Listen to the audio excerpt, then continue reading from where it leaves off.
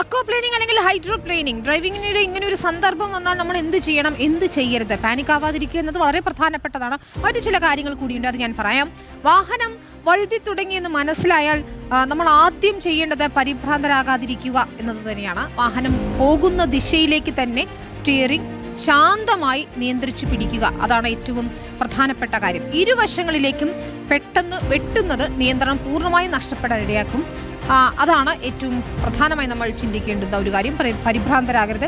ഏത് ദിശയിലാണോ വാഹനം പോകുന്നത് ആ ദിശയിൽ തന്നെ സ്റ്റിയറിംഗ് പിടിക്കുക എന്നതാണ്. പെട്ടെന്ന് നിയന്ത്രണം നഷ്ടപ്പെടാതിരിക്കാൻ അതാകും ഗുണകരമാക്കുക. മറ്റൊന്ന്, ക്ലച്ചും ബ്രേക്കും ഒരേ സമയം ഉപയോഗിക്കുക എന്നതാണ്. മാനുവൽ ഗിയറുള്ള വാഹനമാണെങ്കിൽ ക്ലച്ചും ബ്രേക്കും നിയന്ത്രിതമായി ഉപയോഗിച്ച് വേഗം കുറയ്ക്കുക.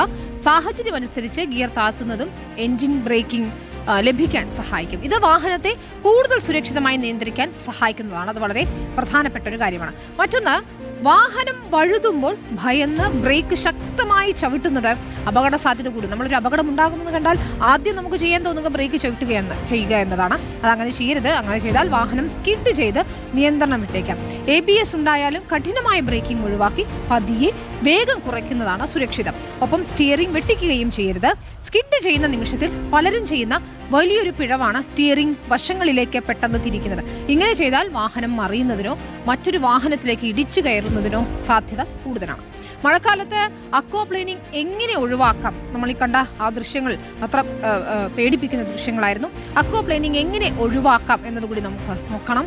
മഴയുള്ള സമയത്ത് റോഡിലെ ടയറിന്റെ പിടുത്തം കുറയുന്നതിനാൽ അമിത വേഗം അപകടം ക്ഷണിച്ചു വരുത്തും. അതിനാൽ സാധാരണ യാത്രാ വേഗത്തേക്കാൾ കുറഞ്ഞ വേഗത്തിൽ, പ്രത്യേകിച്ച് 3-1 വരെ വേഗം കുറച്ച് ഡ്രൈവ് ചെയ്യുന്നതായിരിക്കും സുരക്ഷിതം. കൂടാതെ ടയറുകളുടെ അവസ്ഥ പരിശോധിക്കുകയും ചെയ്യുന്നത് നല്ലതായിരിക്കും. മഴക്കാല യാത്രയ്ക്ക് മുമ്പ് ടയറുകളുടെ ത്രെഡ് ആവശ്യമായ നിലവാരത്തിലേക്ക് ഉണ്ടെന്ന് ഉറപ്പാക്കണം. ത്രെഡ് കുറഞ്ഞ ടയറുകൾക്ക് റോഡിൽ വേണ്ടത്ര ഗ്രിപ്പ് ലഭിക്കില്ല എന്നതുകൂടി ഓർക്കുക. ഇത് സ്കിഡ് സാധ്യത വർദ്ധിപ്പിക്കും. അങ്ങനെ ഗ്രിപ്പില്ലാത്ത ടയറാണെങ്കിൽ അതൊക്കെ കൃത്യമായി പരിശോധിച്ച ശേഷം മാത്രമേ യാത്ര പുറപ്പെടാവൂ. പ്രത്യേകിച്ച് ദീർഘദൂര യാത്ര പുറപ്പെടാവൂ. റോഡിന്റെ വശങ്ങളിൽ വെള്ളം കെട്ടിക്കിടക്കുന്ന ഭാഗങ്ങളിലൂടെ വാഹനം ഓടിക്കുന്നത് ഒഴിവാക്കണം. വെള്ളത്തിന് ഇടയിൽ കുഴികളുണ്ടാകും. ഈ റോഡ് സമമായിരിക്കണമെന്നില്ല. അതിന് അവിടെ ഏറ്റക്കുറച്ചിലുകൾ ഉണ്ടാകാം. ഇതൊന്നും കാണാൻ കഴിയാതെ വന്ന വാഹനത്തിന്റെ നിയന്ത്രണം നഷ്ടപ്പെടാൻ സാധ്യതയുണ്ട്.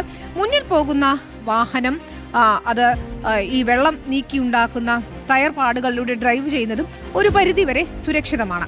ആ ഭാഗത്ത് വെള്ളത്തിന്റെ അളവ് കുറവായതിനാൽ ടയറുകൾ റോഡിൽ കൂടുതൽ ഗ്രിഡ് ലഭിക്കാനും അക്വാപ്ലേനിങ് സാധ്യത കുറയ്ക്കാനും സഹായിക്കും. അപ്പോൾ കൃത്യമായി ശ്രദ്ധിച്ച് തന്നെ ഈ മഴക്കാല സമയത്ത് വാഹനങ്ങൾ ഓടിക്കണമെന്നതാണ് ഏറ്റവും പ്രധാനപ്പെട്ട കാര്യം.